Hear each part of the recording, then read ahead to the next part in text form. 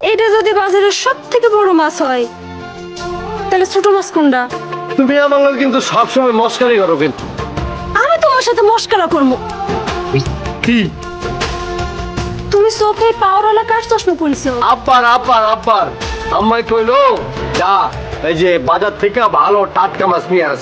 আমি বলে সবসময় পচা মাছ নিয়ে আই। এর লিগা এই আব্বার চশমা নিলাম। আব্বার চশমা সব ক্লিয়ার দেখা যায়। এর লিগা আব্বা না এই যে আমরা ছোট ছিলাম তখন পুরো বাজারে যে বড় বড় মাছ আনতো, তারপর মনে করো যে টাটকা টাটকা মাছ। এর লিগা আমি পড়ে গেছি বাজারে। এটা চশমা খুলো। কে? চশমা খোল। কে কে কিছি? এবার দেখো। তোমার ছোট দাদা দেখে? ছোট দেখাচ্ছে না? কে? হ্যাঁ, এবার মাছ খাবো। দেখো কত সুন্দর। তুমি মাছ কেমন এলো? সব হয়েছে এই চশমার গুণে। এই চশমাটা পরে যে তুমি বাজারে গেছো, ছোট ছোট জিনিস তুমি বড় বড় দেখিছো, কারণ এই চশমাটা হইতেছে পাওয়ারওয়ালা চশমা।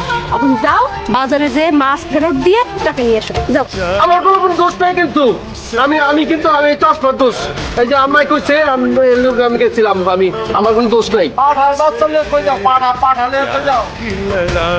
পাইছি বোকারে বোকারে লইয়া তো একটু মজা করন লাগবো।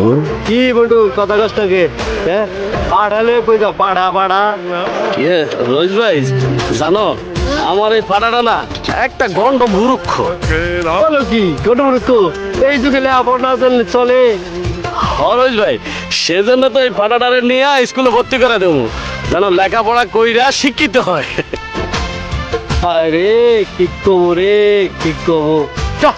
এই পাড়ালে বাড়ি যা। কেন ভাই? জানোস না আছে শুক্রবার, আজকাল স্কুল বন্ধ।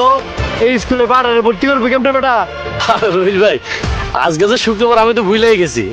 যাক গা, তুমি আমার মনে করাই দিয়ে খুব ভালোই করলে। আমি বলি না আমি বলি